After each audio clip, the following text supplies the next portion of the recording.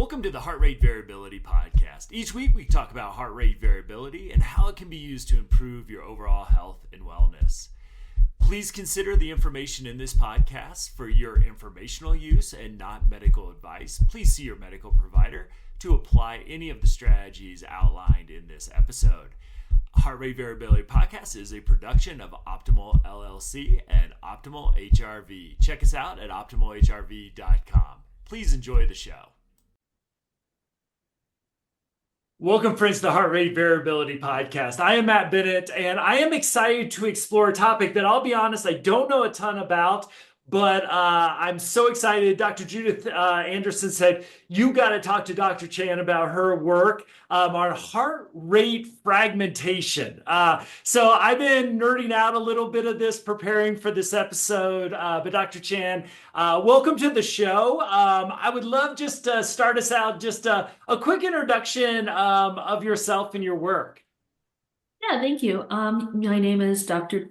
Jennifer Chan. I am currently a defense scientist with DRDC Canada, so also known as the Department of Defense, Development and Research of Defense Canada. And I am a psychophysiologist, so I primarily focus on research looking at the intersections of both psychology and physiological measures. A majority of my work has been in cardiovascular measures in the subject of health psychology. So what components of health, both physical and mental, how do all these things intersect for good health? And a lot of my research comes from my graduate and dissertational studies at the University of Toronto, as well as focusing a lot on police research. So my background is actually quite a bit on police performance, health, and behavior. Awesome. So let's just dig right into it. As someone who has been obsessed with heart rate variability, the heart, autonomic nervous system, I was sort of surprised as I was talking to Dr. Anderson that I never heard the term of, heart rate fragmentation. So let's just go for the basics. What is it, and when did it make your radar?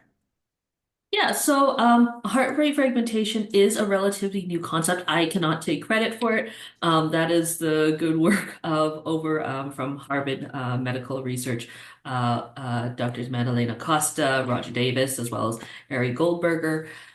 It initially came across my radar during my dissertational studies.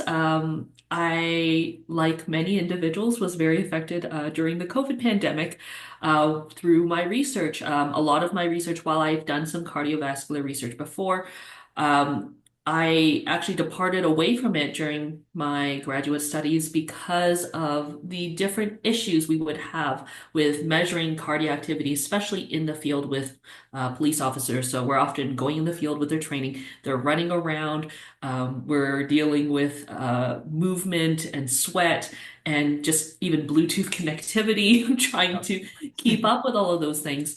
And so I was actually moving away from cardiovascular measures for a little bit and focusing on saliva measures, looking at more endocrine research until the pandemic hit. And as you can imagine, it's very difficult to collect saliva and posit any research to collect saliva when you're in the midst of a pandemic. Nor would that be the number one thing on my list to do on a typical Tuesday during a pandemic. Exactly. So it actually I kind of came back to cardiovascular research as a bit of a pivot to try to be able to continue my research and my graduate research while still remaining in the realms of physiology. But I was hesitant to dive straight back into HRV again because of the issues we had with it. So we were discussing different measures and different approaches to research. And, around this time, I was becoming more knowledgeable and then the understanding with my colleagues about other forms of non-linear based heart rate variability and the general movement of cardiovascular research and science towards nonlinear measures, like things like sample entropy, things like even frequency measures of low and high frequency. And so going through that and trying different things, we were still having the issues of how do we measure this in an applied field sample? How can we interpret this, given the facts that, while I'm a physiologist, I do not have the same amount of years of experience as a cardiologist when we're trying to look at things like point hair plots and sample entropy numbers and individually trying to assess what is healthy for a person, given that is so personal and it can vary so much. And mostly what we're working with are people who are considered physically healthy, if anything, more towards a peak health, Right. of just very active and physical. So it was one of those trying to find those interpretations. And so through the readings as well as, collaborations with um, uh, my research with Dr. Anderson, who was my supervisor at the time, as well as another one of our colleagues, Dr. Joe Arpaia. We came across this research from the Harvard laboratory, looking at it, and it was so interesting and not necessarily a brand new concept, but definitely encourage a perspective and in a way that was just so easy to grasp. It's so intuitive, I find, in understanding it and applying it, especially for applied when you're trying to create these interpretations for non-scientists and non-cardiovascular researchers. So that Yeah. was really the enticing aspect of it at the beginning. And when these original publications were starting to come out, at the time, relatively new, they were only out for a few years. Like I think the earliest publication was 2017 maybe at the Yeah, it time. doesn't go back too far. Yeah. So most of the research and still is primarily focused in the cardiovascular field and cardiovascular science. And I really wanted to try to take that into health psychology and physiology and try to see how it applies. Can it be transferred? Or are we going to see the same issues in which, we see sometimes with applied cardiovascular research? People tend to run away with the concept of HRV without necessarily applying it in the most appropriate scenarios. Yes, absolutely. So let's just dive into the definition for those that aren't like me initially not familiar with the term because it seemed like, at least my basic understanding, it could help us with some of the issues that if you kind of touched on that heart rate variability as we were talking with we've had a Judith and another woman working with police forces. It's like you stand up and your data is skewed right there with heart rate variability. So while it's a powerful metric, I found it's also incredibly sensitive, and artifacts can come in there and just wreak havoc, especially if you're studying it in real time. So I would love just to dig into the definition of around fragmentation and how it might differ from other metrics when we're talking about more related to heart rate variability. Yeah, so heart rate fragmentation is referring to the concept of changes in acceleration in heartbeats. So we sometimes slow up and we slow down and speed up when we're looking at our heart rate. So we're looking at how often do we change from going from an acceleration to a deceleration state. If we kind of think about it as when you're driving in a car, when you are on the highway and you don't want to put sudden hitting from the gas to the brake to the gas to the brake, that's really bad for your engine, bad for your fuel economy, is just not good for your car. Your heart is the same way. You don't want to constantly be switching from acceleration to deceleration. So sometimes if someone is very fragmented, they can be changing from speeding up to slowing down almost every single heartbeat. And that can be physically extremely taxing for the heart and can lead to a lot of issues. So when we're talking about fragmentation, it's that sudden change. And the more that happens, the more taxing that is, the more physiologically problematic that can be, versus something that's more gradual, where we're having gradual changes in acceleration and deceleration. That is what we would call more fluent or a healthier pattern. So you can still have a certain amount of variability, but also maintain fluency. And you could also have high variability and have um, a very fragmented pattern. So it allows us to add an additional layer on top of heart rate variability because it is a variability measure. We are looking at the changes in dynamics, but we're adding this extra aspect of it, another dimension of it with these patterns and directionality of these patterns. Very cool. So I know our listeners are, or most of them at least, are familiar with things like resonance frequency breathing, where we see on the inhale the vagal brake releases, we get that sympathetic, then we put the vagal brake on it, we see a slowing in heart rate variability. Is using that to measure it. So with the frequency, are we talking about a little bit longer measures than on the inhale exhale? Are we still utilizing some of those that same systems? Like where does this kind of come from? From kind of building upon what many of our listeners will know with resonance frequency breathing and the heart rate and the breath.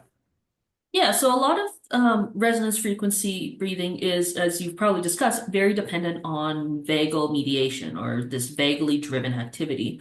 So when we have the coupling between heart rate and respiration, and it is very apparent, we can have that driving force of vagal tone modulation. However, that's not necessarily the case when we have more short-term changes. Heart rate variability is not only inputted by vagal input. It's not the only thing depicting its Mhm. activity. So when we're kind of looking at these signatures and these more frequent changes, it's taking a look at the idea of sinus arrhythmia or these erratic sinus rhythms that may not be completely driven by vagal mediation.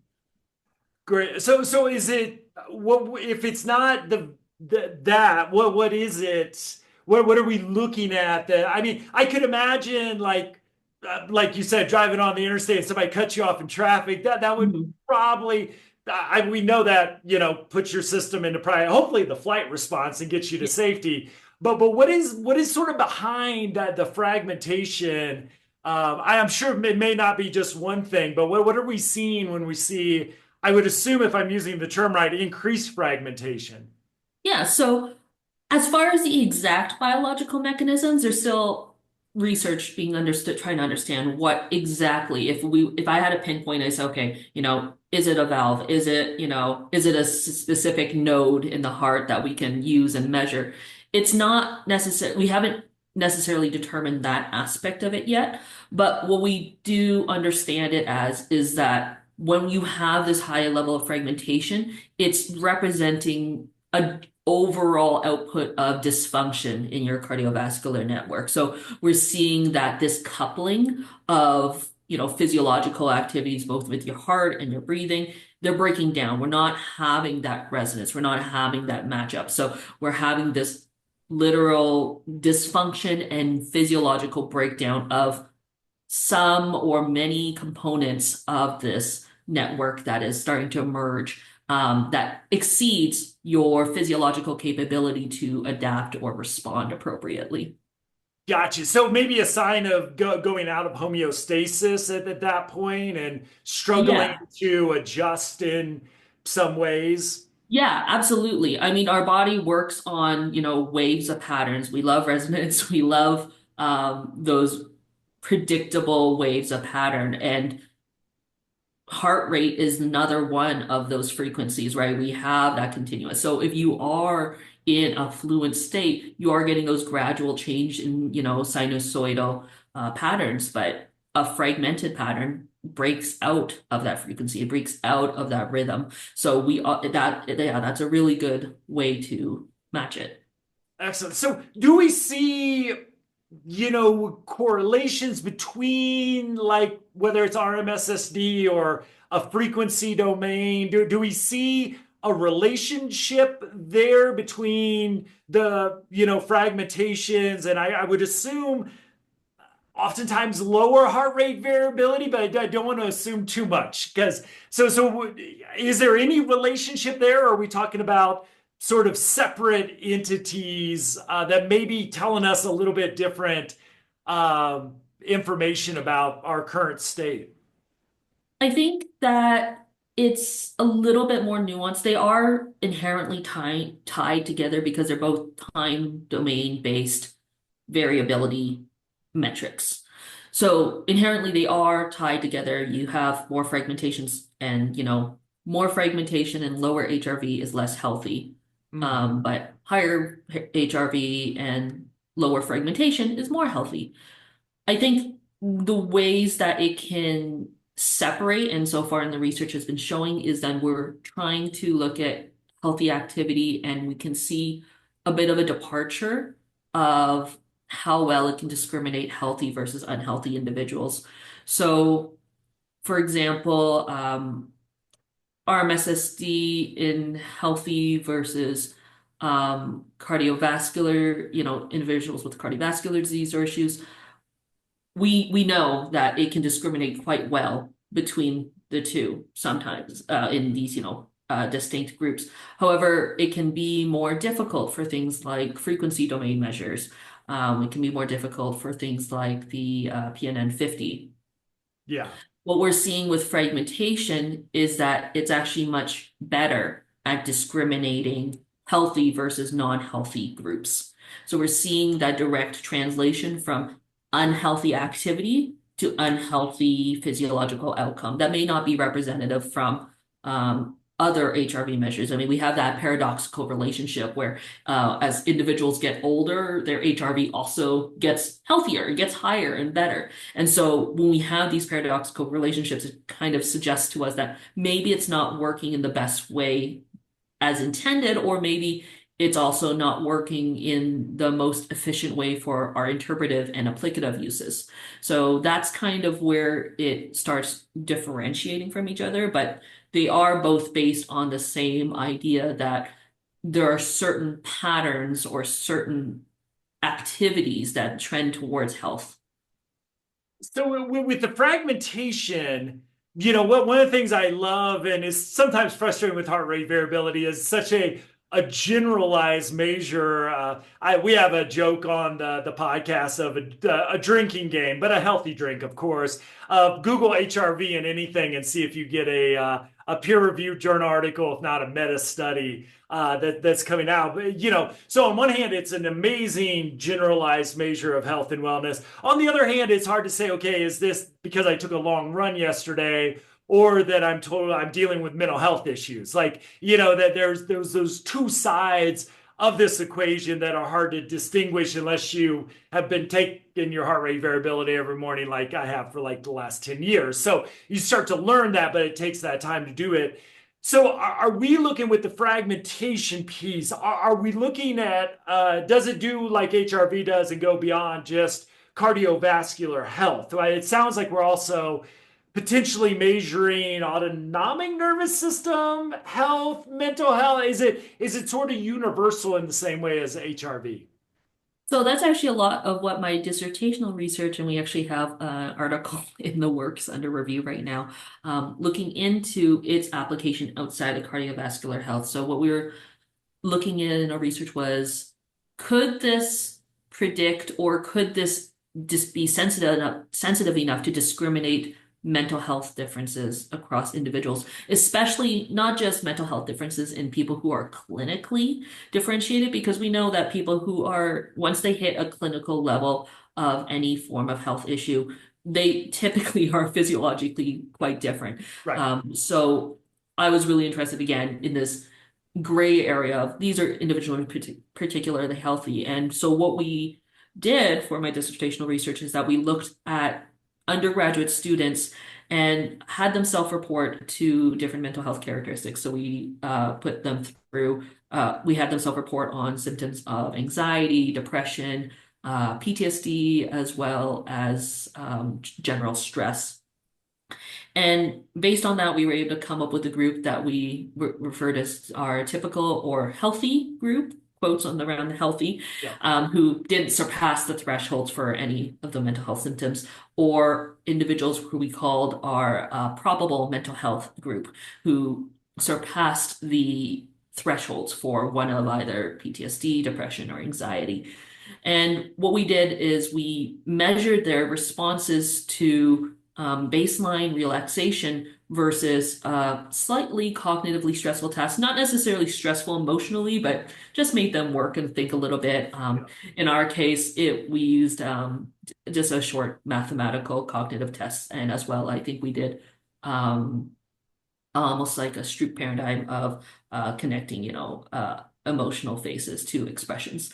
It's an emotion, yeah. So it's emotional face Stroop test, and what we found, which was really interesting, was that if we used fragmentation as a way of identifying if someone's being stressed or aroused in the same way as HRV, we found that fragmentation actually did predict when they were going through these more stressful situations, that we saw an increase of fragmentation, an increase of physiological stress when they're going through the physiological stressor.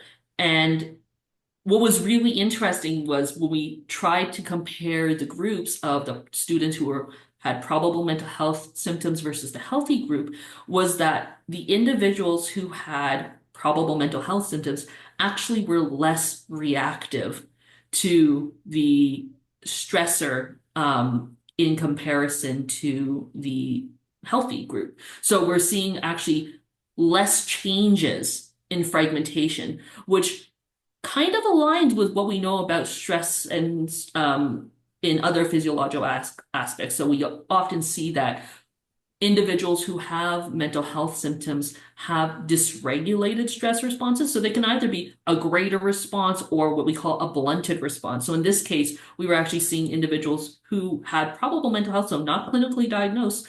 It was sensitive enough to differentiate that they had a more blunted response. So not adapting or responding to the cognitive stressor in the same way as the healthy individuals were. Fascinating. So let's bring that response, so the fragmentation data.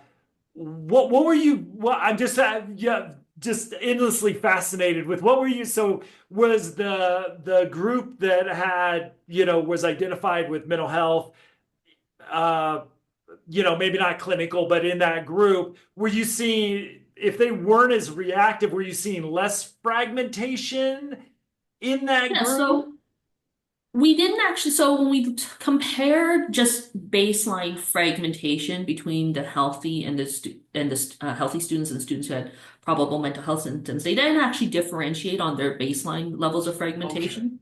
And for the Interesting. purposes of this study, we defined fragmentation as the most extreme pattern. So that's switching every beat. So fragmentation is, it's a continuum. You can have more or less fragmentation, but the specific pattern I wanted to focus on was the most extreme one because, as far as for argumentative sake, you can't argue that that's not a healthy response. That's the worst pattern that you could have, in which almost every beat. So I was looking solely at the proportion of time they were in that state. And so when we compared the healthy and the probable mental health individuals, we didn't see a difference in just those baseline amounts. So when they're at rest, there's very similar amounts, same to when they're stressors. When we're looking at sheer magnitude, that didn't necessarily differ. And that's not an unusual thing to find, especially when we're looking at physiological measures. Like, for example, it could be something similar like cortisol, where you have a general trend and response throughout the day, but an individual who has a specific magnitude of cortisol and is unhealthy may not be the exact same number for someone else. And the same thing for HRV, like RMSSD and SDNN. We don't have these magnitude, this is the exact number. We have ranges. So are healthy and are not so healthy potentially individuals, they were following within the same ranges. We wouldn't call them clinically or statistically significant from each other in those baseline measures at any given state of like baseline stress or recovery. But it was really in that reactivity aspect that they start differentiating from each other. And that's really where a lot of stress research is moving towards as well. We're not looking at single baseline states because when you're stress itself is not a baseline or a stagnant activity, it's a reactive activity. So a lot of times there's a move, and more so now, there's even more of a movement towards acknowledging stress as a multi-stage essence. It's not, a Yeah. dynamic aspect. We can't look at a single state and do a comparison, really. We have to look at this reactive change or this overall larger pattern. Fascinating. So do you then what are, and I'm interested to bring this into your sort of work with maybe through the defense, like peak performers or, others, like what is the utility of heart rate fragmentation? I know you, again, you've done work like that with Dr. Anderson with police, officers. Like what is some of the potential, and if it's like actual and I'm using potential wrong, you can correct me there, but where do you see some of the potential benefits of this metric that may be beneficial over some of the traditional heart rate variability metrics? I think from a theoretical perspective, it really brings a quantifiable aspect to nonlinear measures that makes it much more objective. So that's the first thing. So we want to move towards nonlinear measures because they are more representative of cardiovascular dynamics. However, so many of them are visual based. If you look at a frequency spectrum plot or Yeah. a point care plot, I cannot say the number of hours I spent trying to train myself to read and understand point care plots. And even then, if you give me two case profiles, I would not necessarily be able to definitively, unless they were very different shaped, the nuances of, one ellipse from another ellipse, like it's really difficult. And that is a Yep. majority of physiological scientists and researchers. We're not all cardiovascular specialists. So that's one aspect that I really like, that it brings a level of objectivity and quantifiability, especially for reproductive um, sake in science, for comparisons in research. It's a lot harder to replicate a study if you're basing it on subjective analysis of a graph Yeah. than, a number of saying this is 70% in this variable and this, we have something much easier to work with. So that's from a research theoretical perspective of why I think it's really great and applicable. From a client or even a clinic perspective, I'm not a clinician myself, but for individuals I've worked with, Dr. Joe Arpaia in particular, he's found a higher level of applicability in the clinic, that he's mentioned to us that he needs a measure when he does biofeedback with his patients Hmm. that can be seen on the screen and makes intuitive sense to the patient, that can show this rapid change in state within, a few seconds.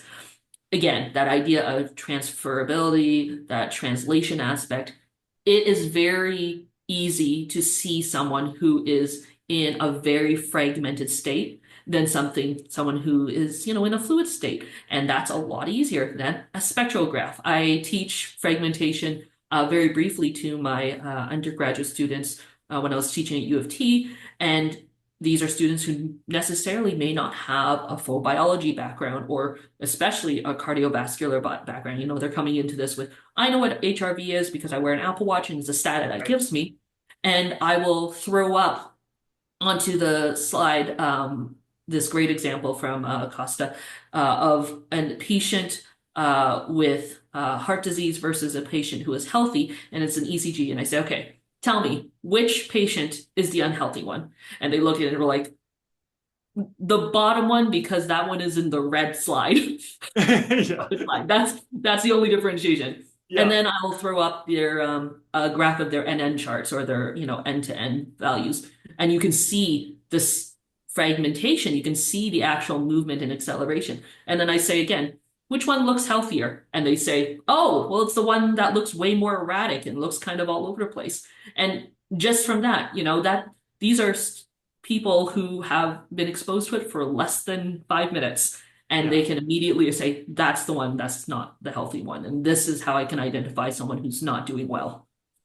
So with those, and this is kind of what fascinated me about this metric potentially. So, eh, are we at the point with fragmentation, which I don't know if we'll ever get really with heart rate variability, like that you can measure someone in real time?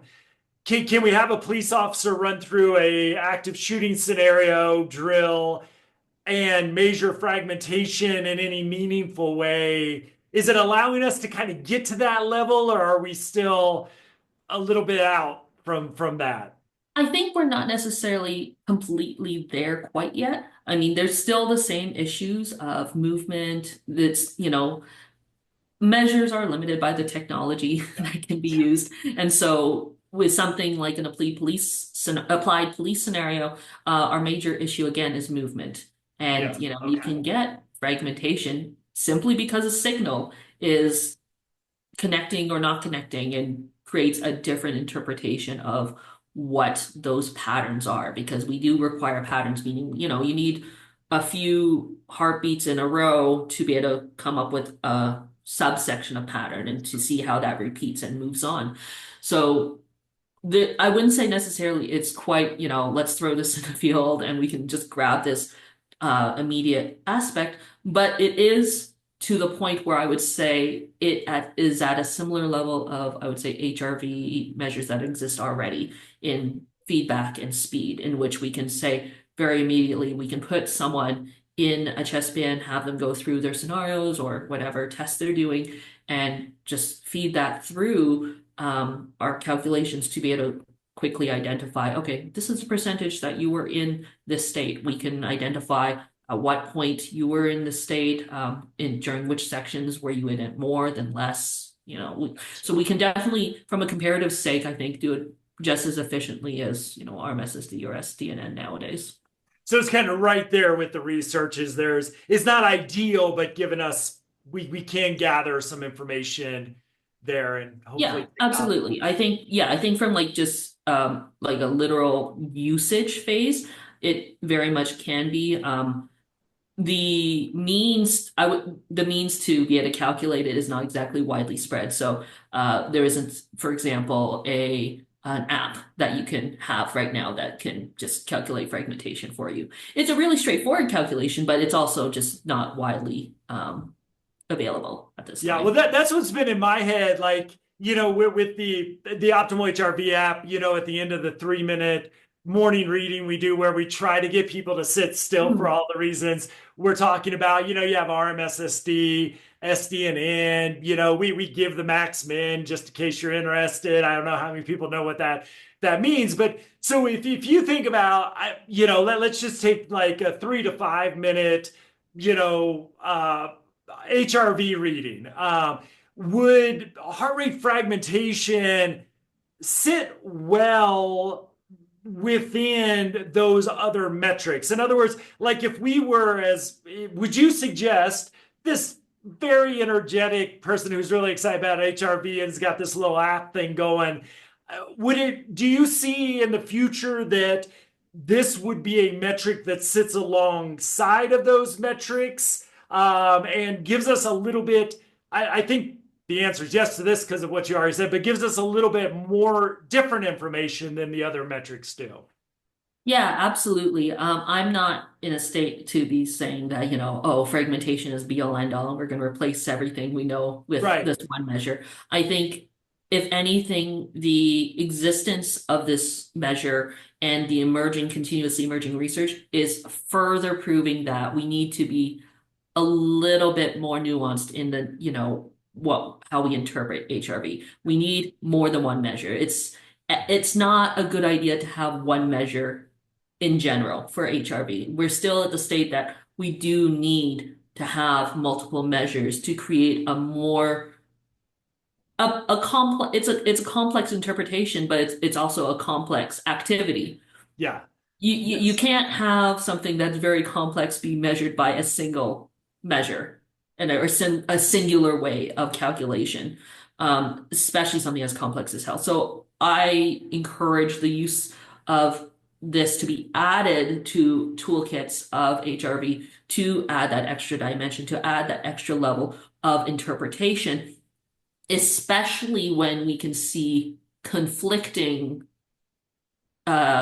stories, for example. Yeah. So I like to always use case examples in my classes, and we can throw up different scenarios. So we have a scenario of a patient who she's a veteran and she has severe PTSD from military sexual trauma, as well as from childhood, and we would throw up what her activity looked like when she had her eyes closed and not instructed to, think about anything in particular versus have her eyes closed and focus on being safe. Mm. And from a comparative state, we would see that according to our base levels of RMSSD, LFHF ratio, as conflicting that maybe as a measure itself, but with those measures, it almost made it seem like she was healthier or had better activity when she was unfocused, versus when she was actually focusing on being safe. And with the fragmentation, we would actually see an opposite effect of comparison. So we would see that when she was unfocused and she would let her mind wander and, perhaps lead to a more stressful state, we saw a higher level of fragmentation comparatively when she was focusing on being in a safe state. So it adds that dynamic aspect Yeah. of, we can't just take a singular measure and say, this is it. Because if we do that, we do risk of running with these interpretations or stories that may not be the most representative. We can see different things just based on the measure you choose. So if you're only choosing one metric, Right. you are limiting yourself to only a singular potential interpretation and potentially one that may not necessarily make sense or align with what should be happening or Yeah. what is happening for the individual, right? You're getting a completely different interpretation. So as someone who's an applied researcher, especially for someone who works with, police, and now I work with military members, and a lot of what we do informs policy, the danger of having an incorrect message or an interpretation becomes a lot greater when you only focus on one perspective. Yeah. And so we're all about, multiple perspectives, making the most informed decisions we can. So taking multiple types of measures can help improve how informed you are when you're trying to make those interpretations or those takeaways, especially in a clinic or an applied scenario for a case individual. Yeah, what I love about your work and how you look at this and those multiple metrics, and what I'm really obsessed about is how maybe AI can help us, like, okay, your SDNN. So just, before you're teaching me about this new metrics, like, okay, your SDNN and your RMSSD and your max min, we've got those metrics. What are they telling us together? Like, and that's where like fragmentation could be a really, it just sounds like it is a really another piece of information, maybe differentiated enough to actually tell us something a little bit more. Because I still, if you ask me, here's my SDNN, here's my RMSSD, what is these two scores telling me versus RMSSD in isolation?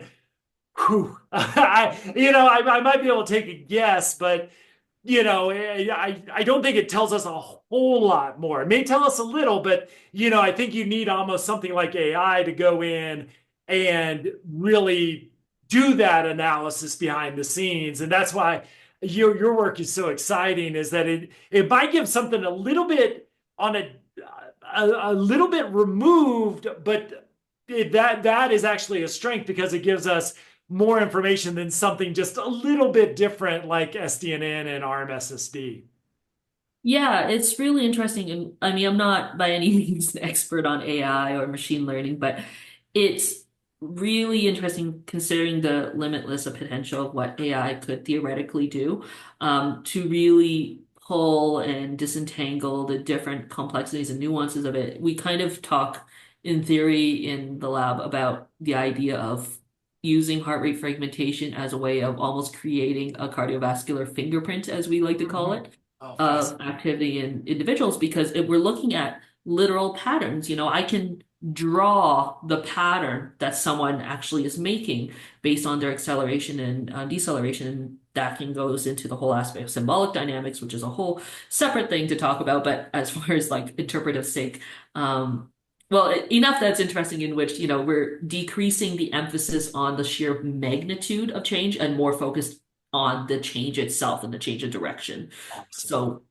rather than say, for example, okay, we're increasing acceleration, it's 5 milliseconds, 5 millisecond change in acceleration versus a 3 millisecond change in deceleration. We're looking more specifically on, did it go up or did it go down?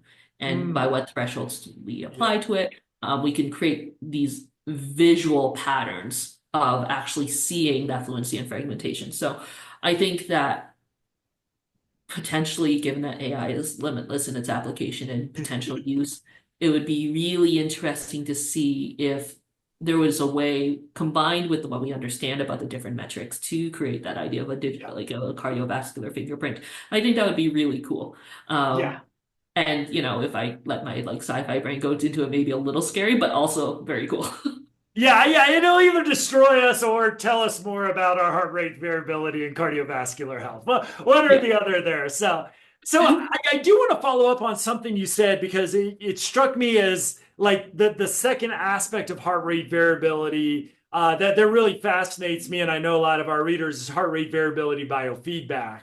And it sounds like this we could be using fragmentation potentially for that as well. Did I hear you correct? Because right now, like mostly focusing on low frequency, like metrics during HRV biofeedback, but it sounds like let me just throw it out here and you can correct me and take me to the right path is that maybe but well I'll let you tell me because I'm thinking like, oh, if you're breathing at resonance frequency, are we seeing different fragmentation scores coming out of that as well? But I would love to see how this might be used or is being used by biofeedback practitioners.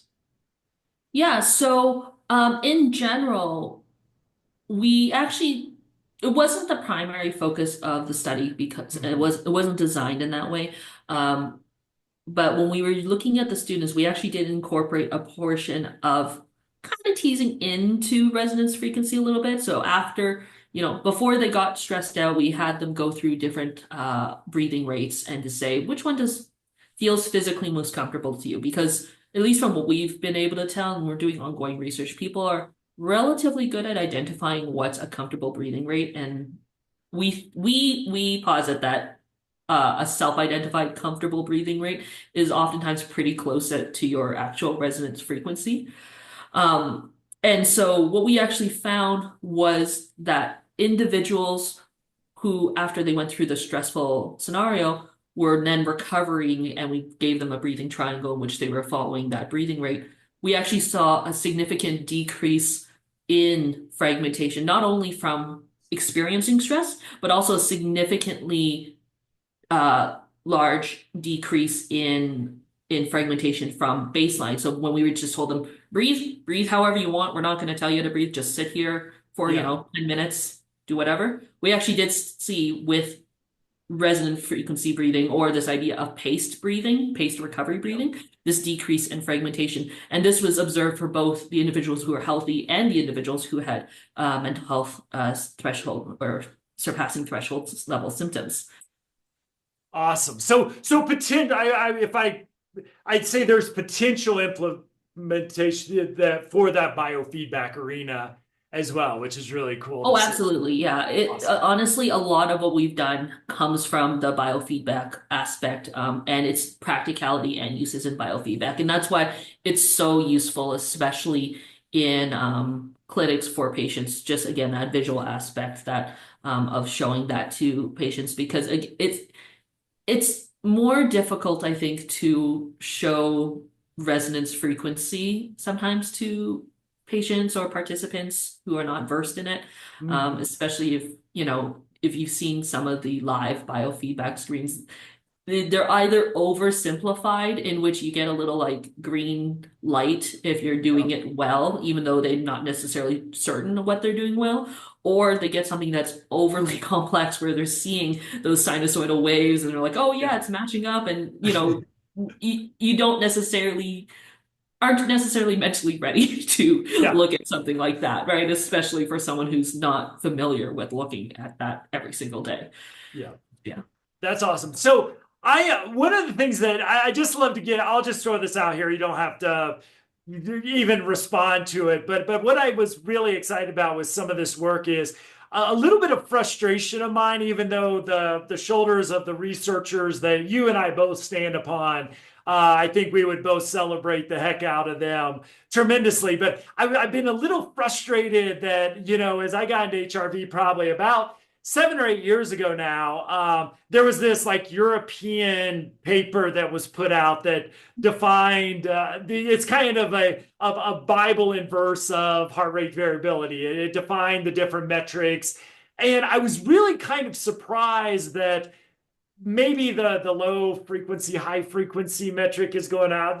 Maybe a few things in that paper are going out of style, but we haven't really seemed to add a whole lot of new stuff to this. And I'm like, with our technology, it was sort of surprising as somebody relatively new to the field that, okay, what happened in 2010? Did we like 13 years later, we're still on these same metrics. And so I wonder, like, as you learned about this, and is this just something you think that 10 years from now we will have that new metric that I've been waiting for at least for a while? Do you think this will come in to be that for us? I think so. I mean, it already is starting to, and we're seeing signs Yeah. of it. So, yeah, I'm familiar with that European paper. It kind of is the workshop paper of this is the Bible for HRV. Yes. Yep. And in many ways, it still is. Yep.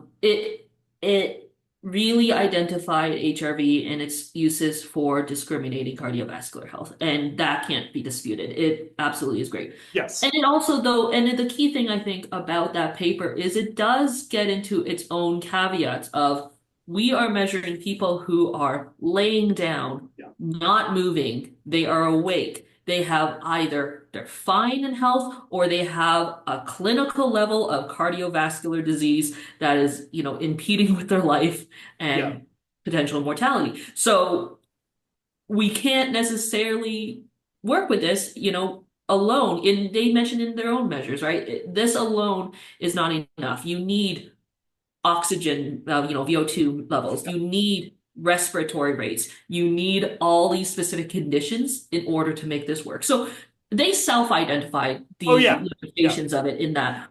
I think And it's that you not, and I can talk about a paper from the yeah, 90s and both know exactly what we're talking about. Says exactly. tremendous amounts about the work that group did. Yeah. So it's a sign of respect It's that one of the, it yeah, and it's still absolutely, and holds we still up. use it. And I Yes. think why maybe it's not necessarily we're seeing a lot of movement from that is because of those limitations and of those caveats.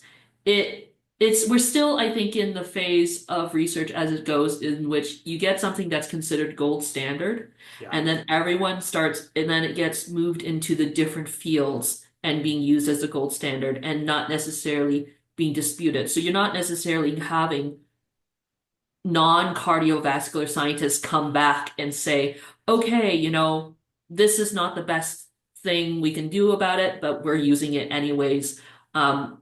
Versus, say, a cardiovascular scientist who would be the most likely individual who would be really targeting and updating the research and science on it.